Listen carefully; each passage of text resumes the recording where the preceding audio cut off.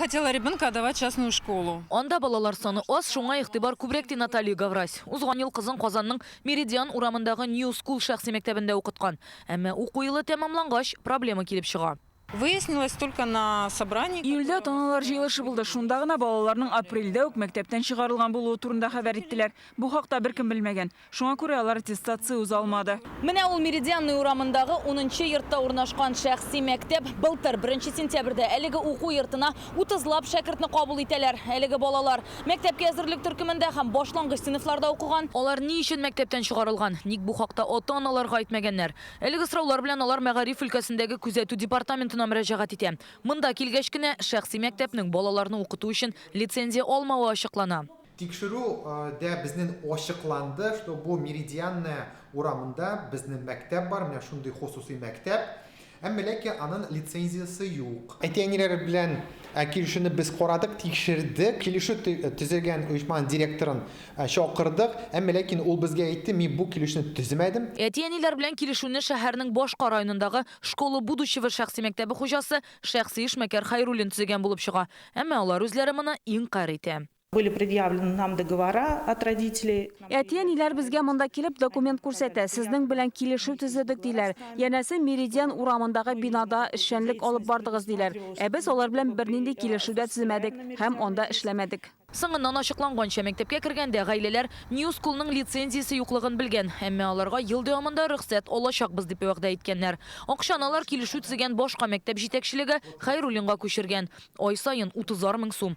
Нәтиҗәдә әтиәниләр дә бу хәлдән үзен зыян күргән дип санаган. Икенче мәктәптә полициягә гариза яза. Документлар прокуратурага килә. Әмма бу мәсьәләдә кайсы мәктәп хаклы да, кайсы юк, әле сорау ачык кала. Район прокуратурасы Мәгариф һәм лицензияләр турындагы закон таләпләрен үтәлешен тикшерә.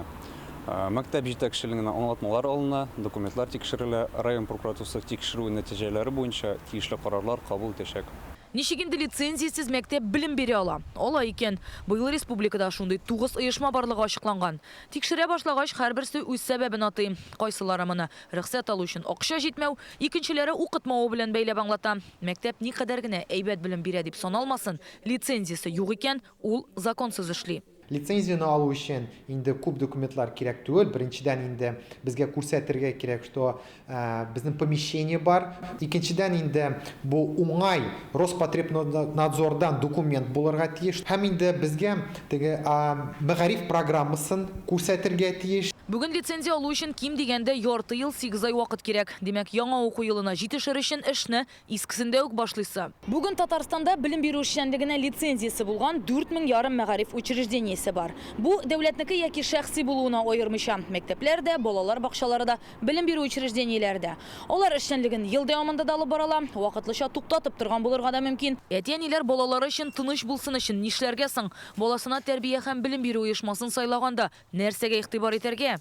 Әлбәттә лицензияга карыйбыз, аралашабыз укытучылар белән, барлык сорауларны бирәбез, балалардан сорыйбыз. Монда йөрткән укытучылар әтиәниләрдән сорашырга кирәк. Белгечләр ата-аналарның сайлау иреге булырга тиеш ди. Мөмкинлегең бар икән, түләп укыт. Әтиәниләр белем бирү оешмасы сайлаганда документ тикшерәме? Шәхси садикларында эзләдек, тик бәяләре бик артык кыйбат булу ошамады.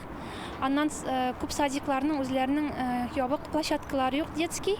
3 яшькә хәтлек частный садикка йөрдек. Беренче юқорында булу бит инде. Сәнгә дә карыйсың. Ничә балага карыйсың? Ничә группадан ничә бала? Ул бит бәлки балалар артыннан карап та бетерә кирәк. Бу мәсьәләдә ахыргы сүзне ата-ана әйтә. Бу өлкәдә озак еллар эшләгән мәктәпләргә ышаныч зур, әмма яңалары да яшәргә хокуклы ди белгечләр. Иң мөһиме лицензияң үзеңнеке булу. Рания Абдрахманова, Алия Хайретдинова, Илшат Мөхәммәтов, Гадел Миндубаев, Рәмзил Гарипов. Яңа гасыр каналы.